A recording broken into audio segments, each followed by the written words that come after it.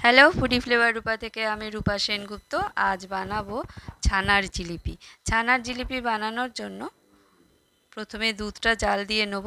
এখানে আমি একটা বড় দেখে বাসনে অল্প জল নিয়ে নিলাম। এই জলটা দিলে যখন দুধ জাল দেব দুধটা নিচে লেগে যাবে না, সেই জন্য অল্প জল দিয়ে দিলাম। আর এখানে আমি 1 লিটার ফুল ক্রিম দুধ নিয়ে নেব।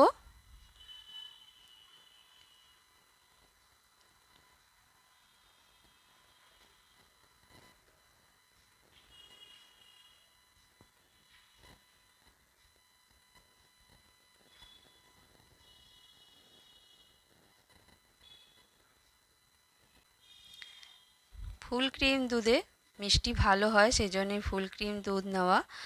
গ্যাসে বসিয়ে দিয়েছি। এখন জাল দিয়ে নেব। একটা ফোঁটা আসতে দেবো যতক্ষণ দুধটা ফুটছে।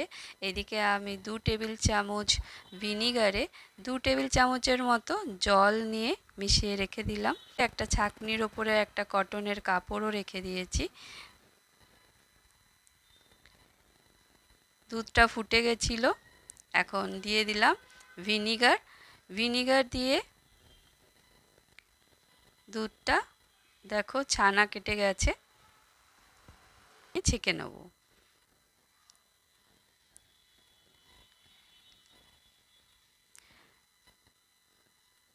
ছানার জলটা ফেলে নর্মাল জল দিয়ে ছানাটা ভালো করে ধুয়ে নেব।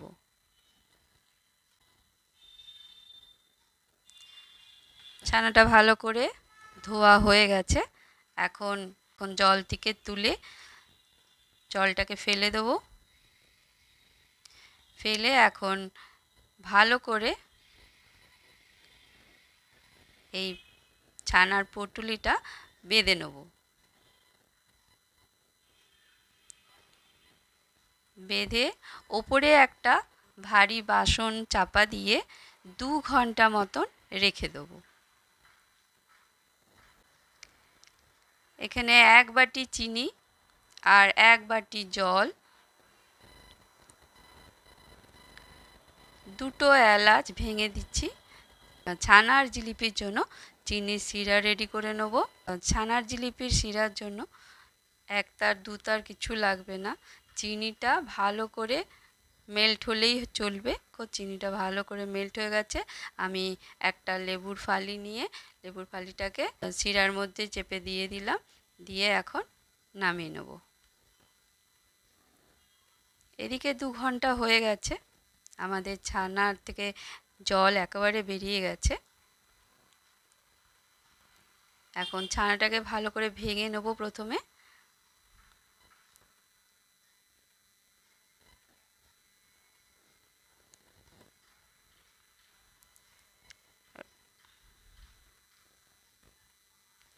এই হাতের তালু দিয়ে এখন ছানাটাকে যেরকম রসগোল্লা করার সময় করা হয় ঠিক সেইভাবে ছানাটাকে এইভাবে চেপে চেপে একদম মসৃণ করে নেব। একবার করলেই যথেষ্ট। খুব ভালোভাবে হয়ে গেছে। দেখো তোমাদের দেখাচ্ছি কতটা সফট হয়ে গেছে। এখন ছানার মধ্যে দিয়ে দেবো 2 চামচের মতো ময়দা, 1 চামচ কর্নফ্লাওয়ার, হাফ চামচ গুঁড়ো চিনি, 2 চিমটির মতো বেকিং সোডা আর 2 চামচের মতো মিল্ক পাউডার। এই সব কিছু দিয়ে ছানাটা ভালো করে মেখে নেব। খুব ভালো করে মাখতে হবে, না হলে পরে যখন জিলিপির শেপ দেব তখন ঠিক করে হবে না আর ভেঙে ভেঙে যাবে। হাফ চামচের মতন ঘিও দিয়ে দিলাম। ঘিটা দিয়েও ভালো করে মেখে নেব।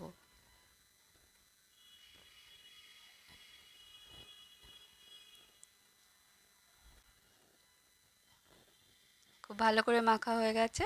এখন ছানার লিচি কেটে নেব। এখানে ছোট ছোট করে এইভাবে প্রথমে আমি 3টে লিচি কেটেছি। কেটে তোমাদের দেখিয়ে দিচ্ছি কিভাবে তৈরি করবে।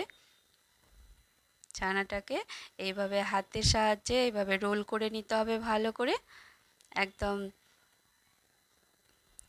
পাতলা করে রোল করে নেবে। এই দেখো, এই রকম ঠিক রাখলেও চলবে।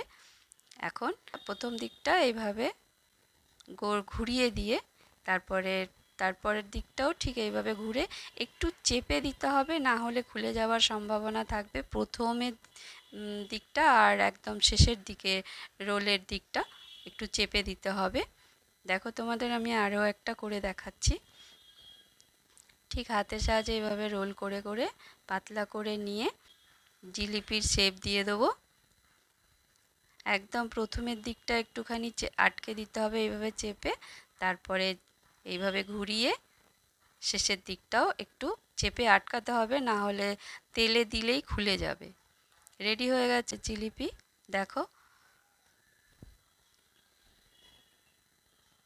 এইভাবেই সবকটা রেডি করে নেব।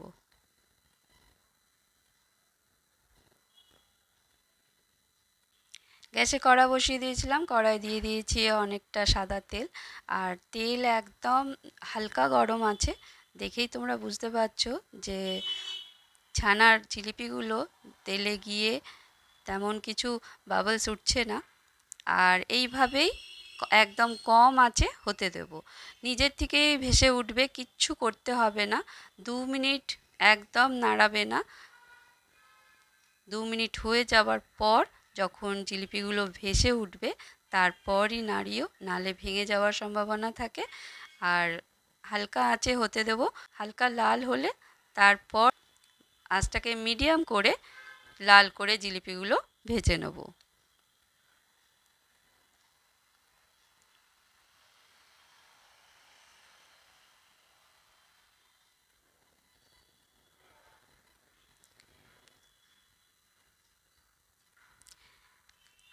জিলিপিগুলোকে বারে বারে এইভাবে ওলটপালট করে করে লাল করে ভেজে নিয়েছি।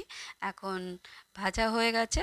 এখন তেল থেকে তুলে নেব।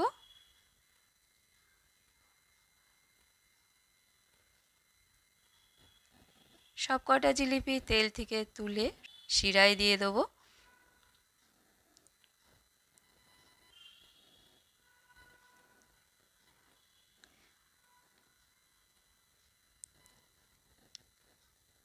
শিরায় দিয়ে শিরাটাকে 2 মিনিটের মতো গ্যাসে বসিয়ে জিলিপির সাথে ফুটিয়ে নেব।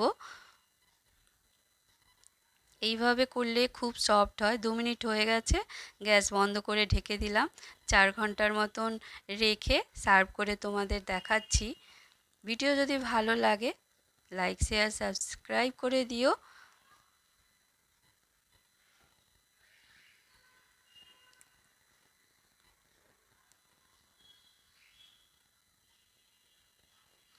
তোমাদের একটা ভেঙে দেখাচ্ছি, দেখো কতটা সফট হয়েছে। চামচ দিয়ে কাটা দেখেও বুঝতে পারবে তোমরা। Thank you.